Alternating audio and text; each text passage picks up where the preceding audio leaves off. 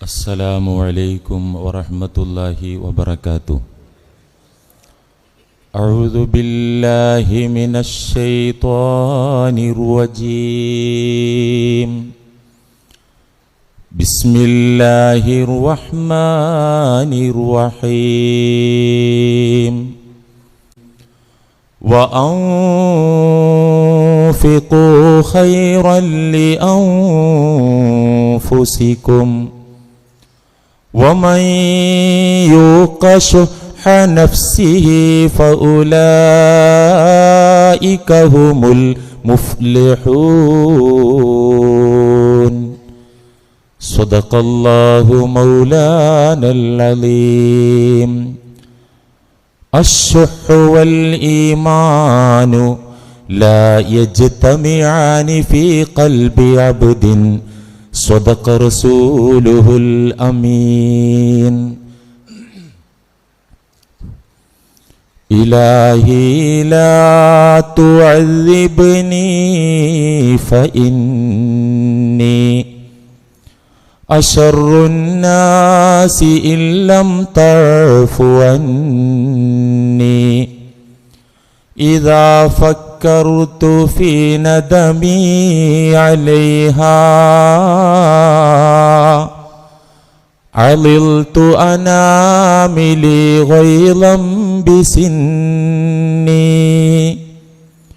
يظن الناس بي خيرا وإني أشر الناس إن لم تعف عني.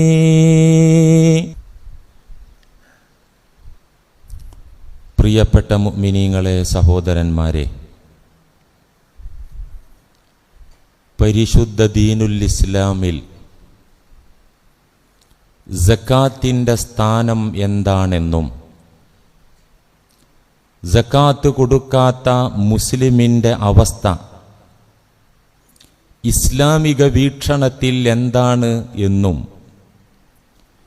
നിർബന്ധമായിട്ടും സാധ്യമായിട്ടും സക്കാത്ത് കൊടുക്കാത്ത മുസ്ലിമീങ്ങൾ പരിശുദ്ധ ഇസ്ലാം എന്ന് പറയുന്ന സ്വർഗീയ കോട്ടയുടെ പുറത്താണെന്നും പ്രമാണങ്ങൾ വെച്ചുകൊണ്ട് ഏത് സാധാരണക്കാർക്കും മനസ്സിലാകും വിധത്തിൽ നമ്മൾ കഴിഞ്ഞയാഴ്ച ഇവിടെ പറഞ്ഞു കഴിഞ്ഞു.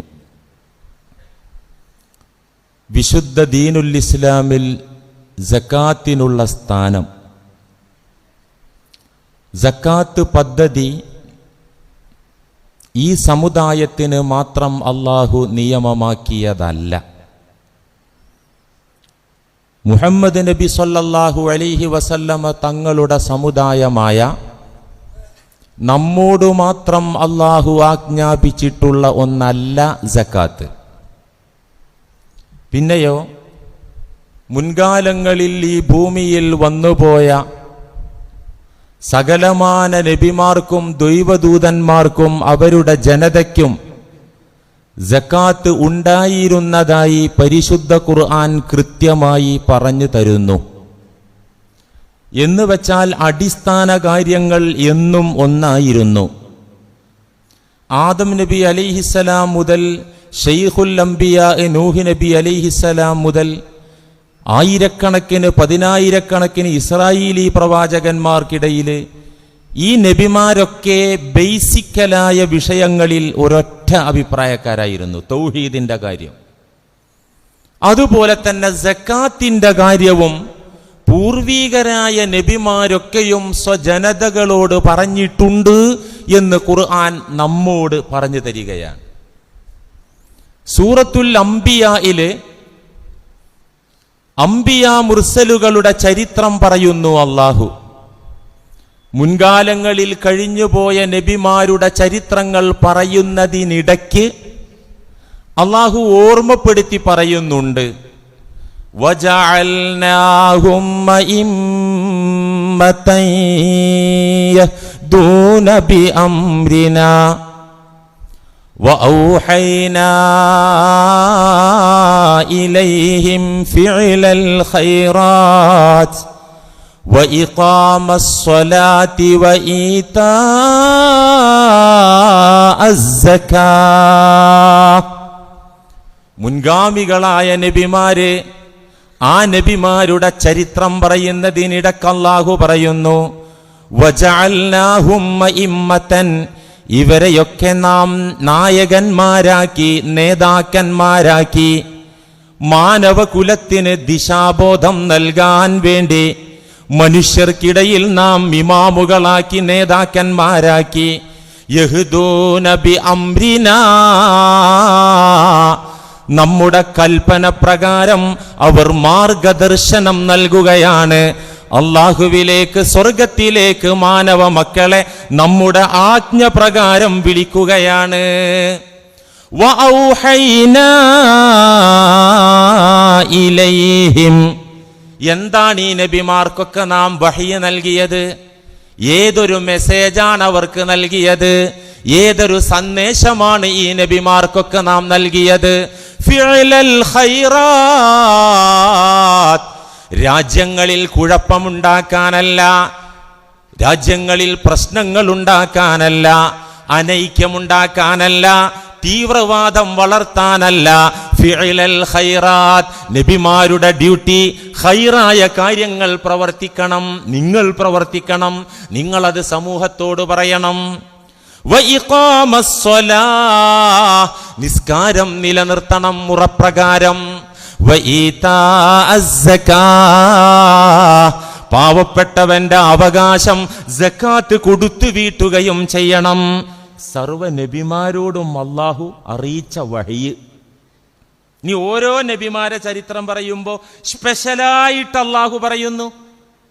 മഹാനായ ഇസ്മായിൽ നബി അലൈഹിസ്സലാം, മുത്ത് റസൂലിന്റെ ഉപ്പാപ്പ, അറബികളുടെ പിതാവ് സയ്യിദുനാ ഇസ്മായിൽ അലൈഹിസ്സലാം, ആ പ്രവാചകന്റെ ചരിത്രം പറയുന്നതിനിടയ്ക്ക് വകാന യഅ്മുറു അഹ്ലഹു ബിസ്സലാത്തി വസ്സകാ വകാന ഇൻദ റബ്ബിഹി മർളിയാ.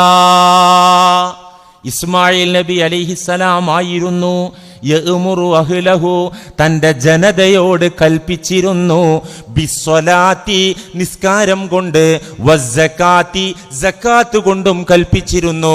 ഇതുകൊണ്ട് തന്നെ വകാന ഇൻദ റബ്ബിഹി മർളിയാ, ഇസ്മായിൽ അലൈഹിസ്സലാം തന്റെ രക്ഷിതാവിന്റെ അടുക്കൽ പ്രീതി മേടിച്ച, പൊരുത്തം മേടിച്ച, സംതൃപ്തി ലഭിച്ച ഒരു അടിമയായി മാറി.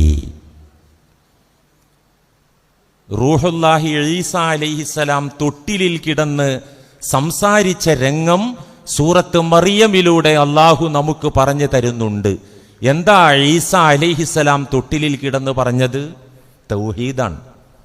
മർമ്മപ്രധാനമായ കാര്യമാണ്. തൻ്റെ ഉമ്മയുടെ വിശുദ്ധി പറഞ്ഞു ആദ്യം. നിങ്ങൾ വിചാരിക്കും പോലെ അല്ല ഞാൻ ഉണ്ടായത്. പിന്നെ തൗഹീദ് പറഞ്ഞു. പിന്നെ പ്രധാനപ്പെട്ട, മർമ്മപ്രധാനപ്പെട്ട കാര്യം പറയുന്ന കൂട്ടത്തിൽ വഔസ്വാനി ബിസ്സലാത്തി വസ്സകാ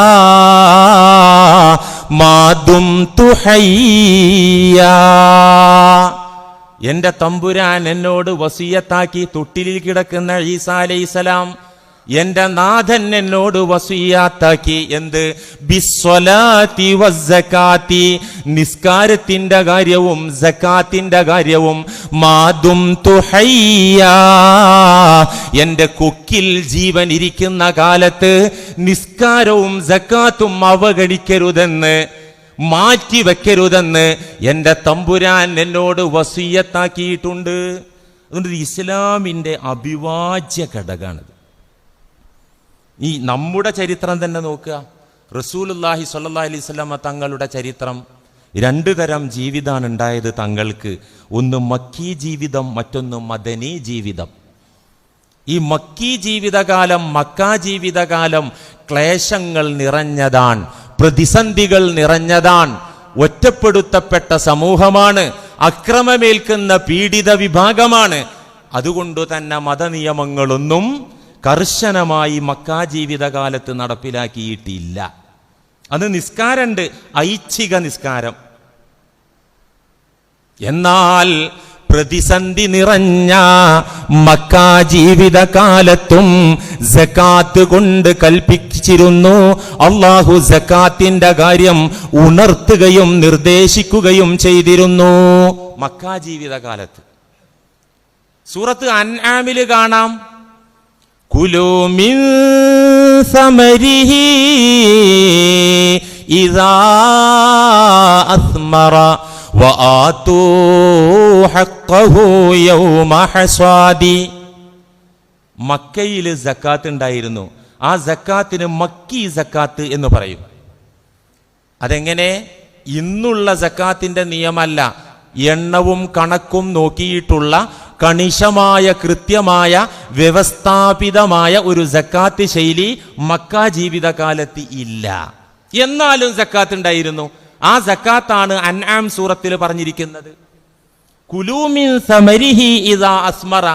നിങ്ങളുടെ തോട്ടങ്ങളിൽ വിളവുണ്ടായാൽ, നിങ്ങളുടെ പാടങ്ങളിൽ ധാന്യങ്ങളുണ്ടായാൽ, കതിർക്കുലകൾ നിങ്ങൾ കണ്ടാൽ അത് നിങ്ങൾ എടുത്ത് കുലൂ മിൻ സമരിഹി, ആ വിഭവങ്ങളിൽ നിന്ന് നിങ്ങൾ ഭുജിച്ചുകൊള്ളുക.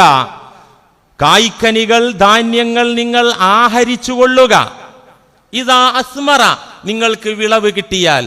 വആതൂ ഹഖ്ഖഹു യൗമ ഹസാദിഹി, വിളവെടുപ്പ് നാളിൽ, കൊയ്ത്തു നാളിൽ പാവപ്പെട്ടവന്റെ അവകാശം കൊടുക്കുകയും ചെയ്യുക.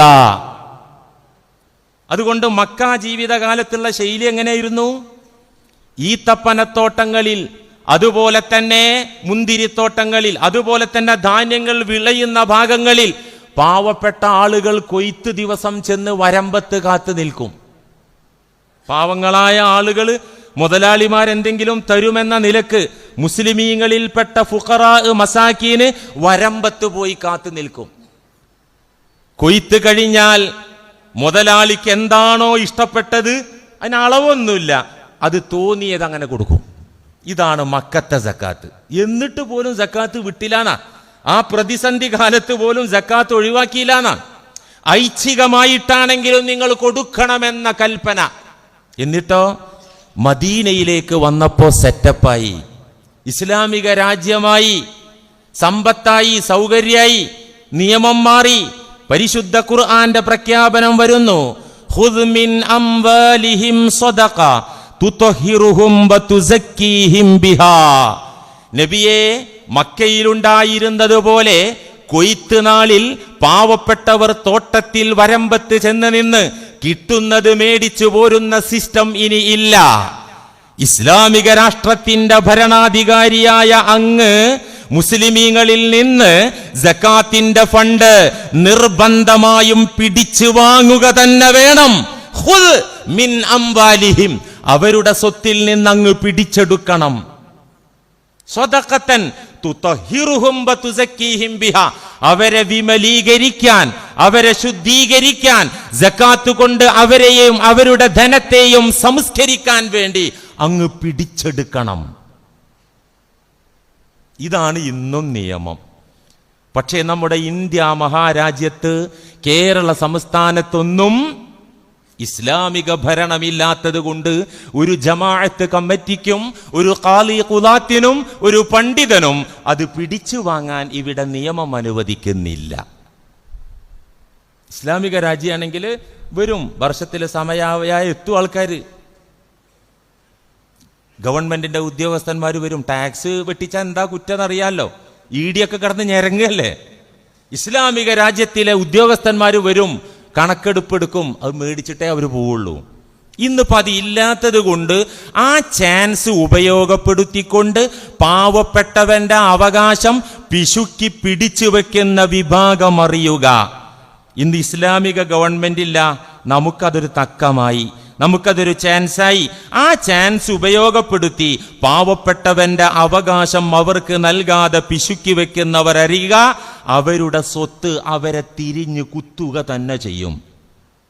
അവരുടെ സ്വത്ത് അവർക്ക് ദുരന്തമായി, നാശമായി ഭവിക്കുക തന്നെ ചെയ്യും. അല്ലാഹു സുബ്ഹാനഹു വ തആല പറയുന്നുണ്ട് ഖുർആനില്, ഞാൻ നിങ്ങൾക്കെല്ലാം നെല്ലും പതിരും വേർതിരിച്ച് പറഞ്ഞു തന്നു, സമ്പത്ത് എന്താണെന്ന് പറഞ്ഞു തന്നു. നിങ്ങളെ കയ്യിൽ എങ്ങനെ ധനമെത്തി എന്ന് പറഞ്ഞു തന്നു. അത് ഏത് വിധത്തിൽ വിനിയോഗിക്കണമെന്ന് പറഞ്ഞു. ഞാൻ പറഞ്ഞ വിധത്തിൽ അത് ചിലവഴിച്ചാൽ എന്ത് കിട്ടുമെന്ന് പറഞ്ഞു തന്നു. പിശുക്കി വെച്ചാൽ എന്ത് സംഭവിക്കുമെന്ന് പറഞ്ഞു തന്നു. ഇങ്ങനെയൊക്കെ നിങ്ങൾക്ക് കൃത്യമായി പറഞ്ഞു തന്ന് അള്ളാഹുവിന്റെ മാർഗത്തിൽ അത് വ്യയം ചെയ്യണമെന്ന് ഉത്ബോധിപ്പിച്ചപ്പോ ഫമിൻകും മയ്യബ്ഖലു, അള്ളാഹു പറയാൻ ഇങ്ങനെയൊക്കെ പറഞ്ഞു തന്നിട്ടും നിങ്ങളുടെ കൂട്ടത്തിൽ ചില ആളുകൾ പിശുക്കുകയാണ്, കൊടുക്കുന്നില്ല. വമൻ യബ്ഖൽ ഫഇന്നമാ യബ്ഖലു അൻ നഫ്സി, ആരെങ്കിലും പിശുക്കിയാല് അവനോട് തന്നെയാണ് പിശുക്ക് കാണിക്കണേ. എന്ത്? സകാത്ത് കൊടുത്തില്ല, ദാനധർമ്മങ്ങൾ നൽകിയില്ല, എന്നിട്ടത് പിശുക്കി പൂട്ടി അടച്ചു പൂട്ടി വെച്ച വ്യക്തി ഫഇന്നമാ യബ്ഖലു അൻ നഫ്സിഹി, തന്റെ സ്വന്തത്തോട് തന്നെയാണ് പിശുക്ക് കാണിക്കുന്നത്.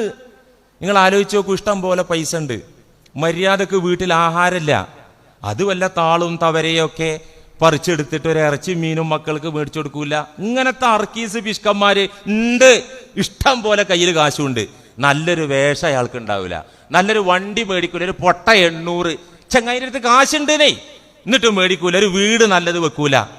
അള്ളാഹ് പറയാണ് ഫഇന്നമാ യബ്ഖലു അൻ നഫ്സി, അവന് പോയി എന്നല്ലാതെ എന്താപ്പത്. അള്ളാഹു സുഖമായിട്ട് സന്തോഷമായിട്ട് ജീവിക്കാനുള്ള എല്ലാം ഒരുക്കി കൊടുത്തിട്ട് അത് വേണ്ടാന്ന് വിചാരിച്ച് പിശുക്കി വെക്കുന്നവൻ അവന്റെ സ്വന്തത്തോടെ തന്നെയാണ് ഈ ലുബ്ധത കാണിക്കുന്നത്. സകാത്ത് പോലും കൊടുക്കാത്ത ഹയവാനാണെങ്കിലോ അവൻ ദുഷ്ടനായ പരമവിഡ്ഢിയാണ്. വമൻ യബ്ഖൽ, ഏതൊരാൾ പിശുക്കി പൂഴ്ത്തി വയ്ക്കുന്നോ ഫഇന്നമാ യബ്ഖലു അൻ നഫ്സിഹി, അവന്റെ സ്വന്തത്തോടു തന്നെയാണ് ആ പിശുക്ക് കാണിക്കുന്നത്. അവന് സന്തോഷം നഷ്ടമാകും, അവന് സുഖജീവിതം നഷ്ടമാകും എന്നല്ലാതെ. വല്ലാഹുൽ ഗനിയ്യു വ അൻതുമുൽ ഫുഖറാ, അല്ലാഹുവാണ് മുതലാളി, നിങ്ങളൊക്കെയും ദരിദ്രന്മാരാകുന്നു. അംബാനി ദരിദ്രനാണ്, അദാനി ദരിദ്രനാണ്, യൂസുഫ് അലി ദരിദ്രനാണ്, ബ്രൂണേ സുൽത്താൻ ദരിദ്രനാണ്. അള്ളാഹുവാണ് മുതലാളി. അവരുടെ കരങ്ങളിൽ അക്കൗണ്ടുകളിലുള്ള പണമൊക്കെയും അള്ളാഹുവിന്റെ ഖജനാവിലെ ധനമാണ്. നിങ്ങളൊക്കെയും മനുഷ്യരെ യഥാർത്ഥത്തിൽ ദരിദ്രരാൻ, അള്ളാഹുവാണ് മുതലാളി. നിങ്ങൾ കൊടുത്തില്ലെങ്കിൽ അള്ളാഹ്ക്ക് എന്ത് പോയി? പാവങ്ങൾക്കൊന്നും പോയില്ല, അവരാരെങ്കിലും സംരക്ഷിച്ചോളും. നിങ്ങൾക്ക് പോയി എന്നല്ലാതെ അള്ളാഹ്ക്കും ഒന്നും സംഭവിക്കൂല. അള്ളാഹ് പടച്ച പാവങ്ങൾക്കും ഒന്നും ഇവിടെ സംഭവിക്കാൻ പോണില്ല. നിങ്ങൾക്ക് പോയി, നഷ്ടമായി. സൂറത്ത് ആല ഇമ്രാന്റെ ഖുർആന്റെ ആയത്ത് നിരന്ന് കിടക്കുക. ഒരു 4 ദിവസത്തെ വഴലിനുള്ളതുണ്ട് ഈ വിഷയം തന്നെ.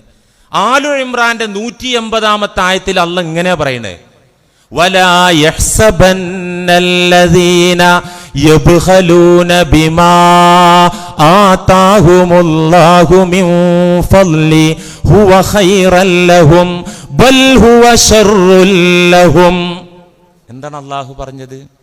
വലാ യഹ്സബന്നല്ലദീന യബ്ഖലൂന ബിമാ ആതാഹുമുല്ലാഹു മിൻ ഫളിഹി, അള്ളാഹു അവന്റെ ഔദാര്യമായി അനുഗ്രഹമായി തന്നേൽപ്പിച്ചിരിക്കുന്ന ധനം അവൻ പറഞ്ഞ റൂട്ടിൽ ചിലവഴിക്കാതെ പിശുക്കി വെച്ചവർ ധരിക്കേണ്ടതില്ല. എന്ത്? അള്ളാഹു അവന്റെ ഔദാര്യമായിട്ട് അനുഗ്രഹമായിട്ട് കൊടുത്തേൽപ്പിച്ച ധനം അവൻ പറഞ്ഞ റൂട്ടിലൂടെ ചിലവഴിക്കാതെ പിശുക്കി സൂക്ഷിച്ചു വെച്ച ആളുകൾ ധരിക്കേണ്ടതില്ല, വിചാരിക്കേണ്ടതില്ല, മനസ്സിലാക്കേണ്ടതില്ല. ഹുവ ഖൈറൻ ലഹും, ഇത് ഞങ്ങൾക്ക് നേട്ടമാണ്, ഗുണകരമാണ് എന്നവർ ധരിക്കേണ്ടതില്ല. അക്കൗണ്ടിൽ ഇങ്ങനെ 0 എണ്ണം കൂടുമ്പോ ഓ റാഹത്ത്, എന്ത് റാഹത്ത്? അത് ഖൈറാണെന്നവൻ വിചാരിക്കണ്ട, അവന് നേട്ടമാണ്, ഗുണമാണ് എന്നവൻ ധരിക്കേണ്ടതില്ല. പിന്നെയോ ബൽ ഹുവ ശർറുൻ ലഹും, അതവന് ദുരന്തമായി, നാശമായി, അതിന്റെ പ്രത്യാഘാതം അവന്റെ മുന്നിൽ കാണേണ്ടി വരും. ഈ കെട്ടിപ്പൂട്ടി വെക്കുന്നത് ഗുണത്തിനാണെന്ന് ആരും തെറ്റിദ്ധരിക്കണ്ട.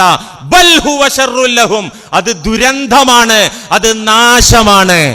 ഈ ആയത്ത് വിശദീകരിച്ച് മുഫസ്സിറുകൾ പറയുന്നു, ഇബ്നു കസീർ അടക്കമുള്ളവർ പറയുന്നു നാശമാണ്, പിശുക്കന്മാർക്ക് നാശമാണ് ആ ധനം സമ്മാനിക്കുക എന്ന് പറഞ്ഞിടത്ത് എഴുതി വെച്ചിട്ടുണ്ട്. എന്ത്?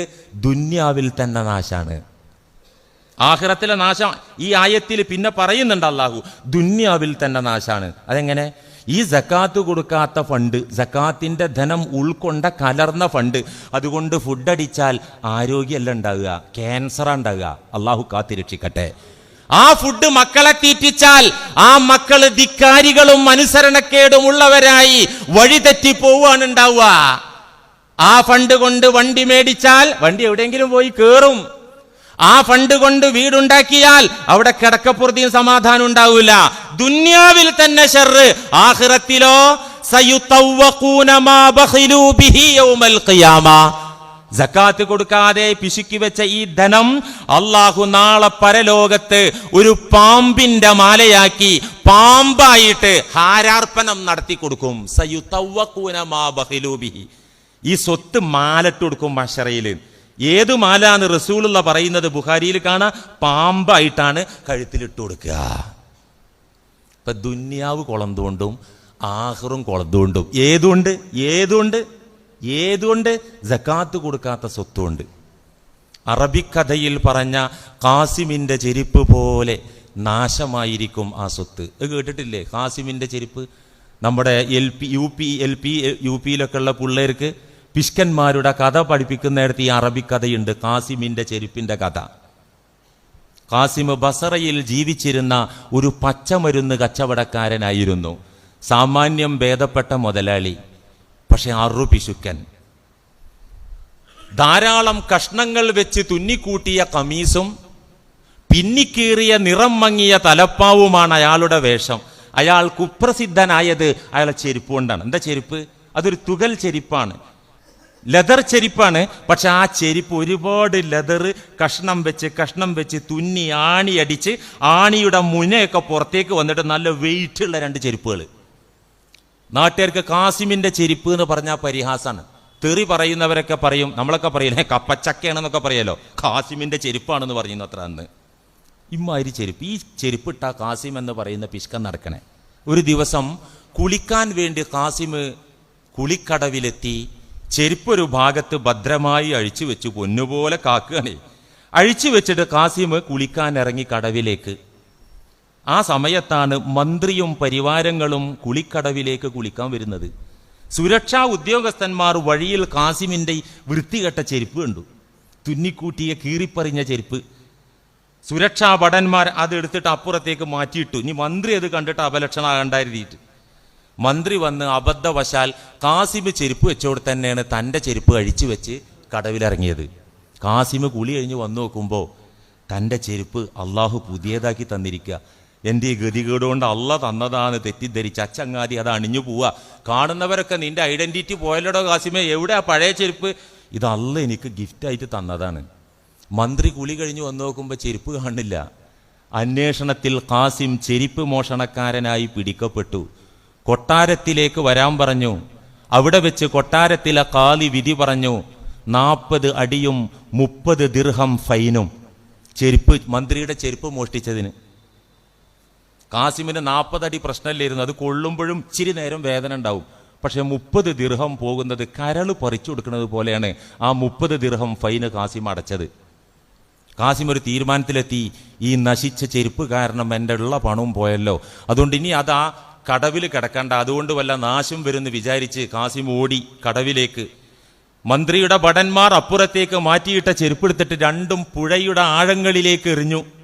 ഇനി അത് അവിടെ കിടന്ന് ഈ പുഴയുടെ അടിത്തട്ടിൽ കിടന്നിട്ടാണ് നശിച്ചു പോട്ടെ എന്നും വിചാരിച്ച് പുഴയിലേക്ക് എറിയാണ് ഖാസിം.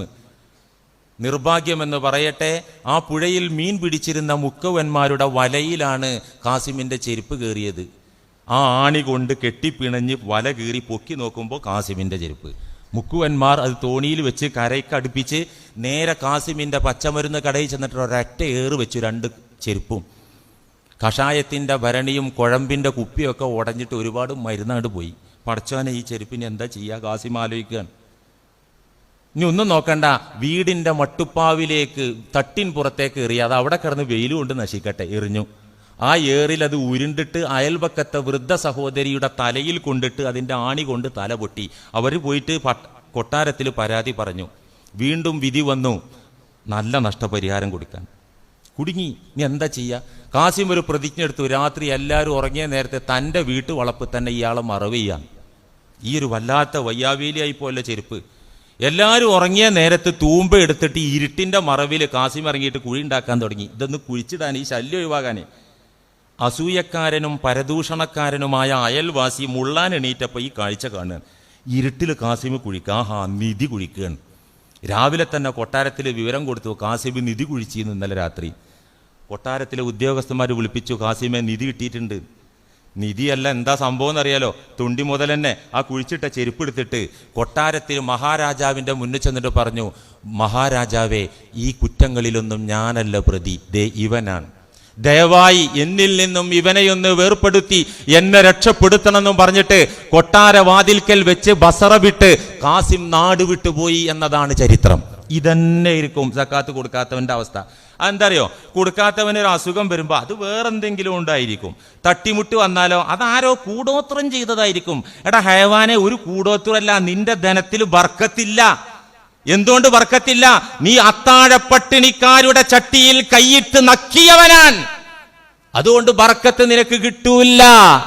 അള്ളാഹു പറയുന്നതാണിത്. രക്ഷ വേണോ? രക്ഷ വേണോ? മുസ്ലിം പേരൊരു നീളമുള്ള പേരുണ്ടായിട്ടൊന്നും കാര്യമില്ല. രക്ഷ വേണമെങ്കിൽ പിശുക്ക് മൈൻഡ് മനസ്സിൽ നിന്ന് നിഷ്കാസനം ചെയ്യണം, എടുത്തു മാറ്റണം. മനസ്സിൽ നിന്ന് ലുബ്ധ മനോഭാവം എടുക്കപ്പെട്ടവർ മാത്രമാണ് വിജയിക്കുന്നത്. സൂറത്ത് തഗാബുനിൽ അള്ളാഹു പറയുന്നുണ്ടല്ലോ, അള്ളാഹു തന്ന ഏൽപ്പിച്ച ധനം നിങ്ങൾ അള്ളാഹു പറയുന്നിടത്ത് ചിലവഴിക്കുക. ഖൈറല്ലി അൻഫുസിക്കും, അങ്ങനെ ചിലവഴിച്ചാൽ നാട്ടിലെ അത്താഴപ്പട്ടിണിക്കാർക്കല്ല ഗുണം. ഖൈറല്ലി അൻഫുസിക്കും, നിങ്ങൾക്ക് തന്നെ അത് ഗുണകരമാണ്. ദുന്യാവിൽ ഗുണകരമാണ്, ഖബറിൽ ഗുണകരമാണ്, മഹ്ശറയിൽ തണലുണ്ടാകും, സ്വർഗം നിങ്ങൾക്ക് കിട്ടും. ഖൈറല്ലി അൻഫുസിക്കും. എന്നിട്ട് അല്ലാഹു പറയാണ്, വമൻ യൂഖ ശുഹ നഫ്സിഹി ഫഉലൈക ഹുമുൽ മുഫ്ലിഹൂൻ. മനസ്സിൽ നിന്ന് പിശുക്ക് മനോഭാവം മാറിയവർ, അതിൽ നിന്ന് രക്ഷപ്പെട്ടവർ മാത്രമാണ് വിജയികൾ. വമൻ യൂഖ ശുഹ നഫ്സിഹി ഫഉലൈക ഹുമുൽ മുഫ്ലിഹൂൻ. പിശുക്ക് മൈൻഡിൽ നിന്ന് രക്ഷപ്പെട്ടോ അവർ മാത്രമാണ് വിജയികൾ, അല്ലാത്തവർക്ക് വിജയമില്ല. റസൂലുള്ള പറയുന്നുണ്ട് ഈ ആയത്ത് വിശദീകരിച്ച്, ലാ യദ്ഖുലുൽ ജന്നത ബഖീൽ, സ്വർഗ്ഗത്തിൽ ഒരൊറ്റ പിശുക്കനും ഇല്ല. അശ്ശുഹ് വൽ ഈമാൻ ലാ യജ്തമിഅനി ഫീ ഖൽബി അബ്ദിൻ, ഒരു അടിമയുടെ ഹൃദയത്തിൽ പിശുക്കും ഈമാനും ഒപ്പം നിൽക്കൂല. ഒരു ഗ്ലാസ് അതിൽ പകുതി വെള്ളം ഒഴിച്ചാൽ ആ പകുതി വായു നിൽക്കൂല. ഫുള്ള് വെള്ളം ഒഴിച്ചാൽ ഫുള്ളും വായു നിൽക്കില്ല. വെള്ളം വരുന്നിടത്ത് വായു ഒഴിവാകും. ഇതേപോലെ പിശുക്കും ഈമാനും. ഒരാളുടെ ഹൃദയത്തിൽ പിശുക്ക് മൈൻഡ് ഉണ്ടോ, അവിടെ ഈമാൻ ഇല്ല, ഈമാൻ കിട്ടൂല എന്നാണ് ഈ പറയുന്നത്. ഇതുകൊണ്ട് റസൂലുള്ള ദുആ ചെയ്തിരുന്നു, ബുഖാരിയിൽ കാണാം, അല്ലാഹുമ്മ ഇന്നി അഊദു ബിക മിനൽ ബുഖലി, പടച്ചോനെ പിശുക്ക് മൈൻഡിൽ നിന്ന് കാത്തുകൊള്ളണമേ, നിന്നോട് കാവൽ ചോദിക്കുന്നു. ആരാ നമ്മൾ ദ്വാരക്കല്? ഇതിന് നമ്മൾ ആരാ ദ്വാരക്കല്? പിശുക്കിൽ നിന്ന് രക്ഷപ്പെടുത്താൻ. ആര്? ബുഖാരിയുടെ ഹദീസാ, റസൂലുള്ളാന്റെ ദുആയാണത്. നിങ്ങളൊരു കാര്യം മനസ്സിലാക്കണം, മുസ്ലിമീങ്ങൾ മറ്റുള്ളവരെ വിമർശിക്കാൻ പാടില്ല. ഞാൻ നിങ്ങളെ വ്യക്തിപരമായി പേരെടുത്ത് വിമർശിക്കാൻ പാടില്ല, നിങ്ങൾ എന്നെ വിമർശിക്കാൻ പാടില്ല.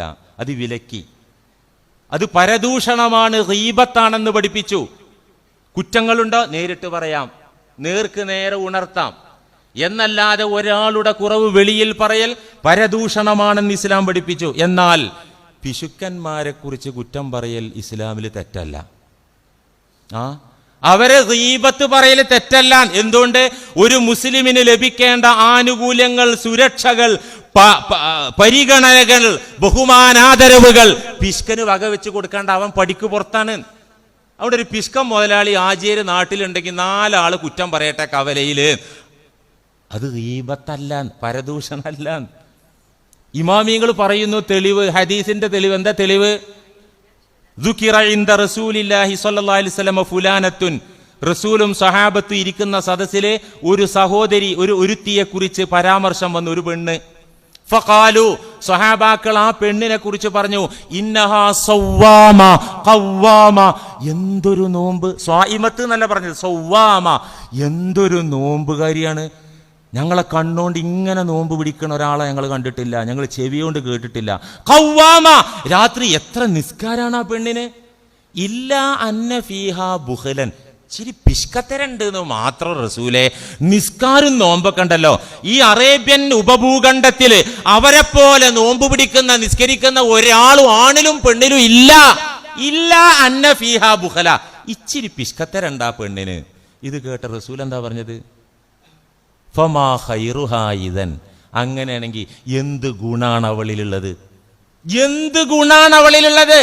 ആ നിസ്കാരവും ആ നോമ്പൊക്കെ നിഷ്ഫലാണ്. അതിനൊന്നും 10 പൈസ കിട്ടൂല, ഒരു മാർക്കുമില്ല. ഇങ്ങനെയാണെങ്കിൽ എന്ത് ഗുണം? അതുകൊണ്ട് അൽ ബഖീലു ലാ ഗീബത ലഹു. പിഷ്കന്മാരെ കുറ്റം പറഞ്ഞാൽ അത് ഗീബത്താവൂല. ഇന്നക്ക ഇതല്ല ബഖീൽ.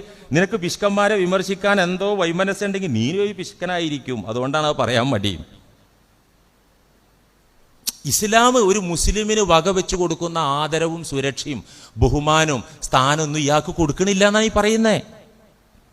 ജ്ഞാനിയായ ജാഹിദ് പറയുന്നുണ്ട്, ലം യബ്ഖ മിനൽ ലസാത്തി ഇല്ലാ സലാസ്. മനുഷ്യൻ ആനന്ദം ഉണ്ടാക്കുന്ന കാര്യങ്ങൾ 3. മനുഷ്യന് സന്തോഷം ഉണ്ടാക്കുന്ന കാര്യങ്ങൾ 1 ദമ്മുൽ ബുഖലാ, പിശുക്കന്മാരെ വിമർശിക്കുക. അത് നല്ല രസമുള്ള പണിയാണ്. 2 അക്കുലുൽ ഖദീദ്, മാംസാഹാരം കഴിക്കുക. 3 ഹക്കുൽ ജുർബി, ചൊറി മാന്തുക. അതൊരു സുഖമാണല്ലോ.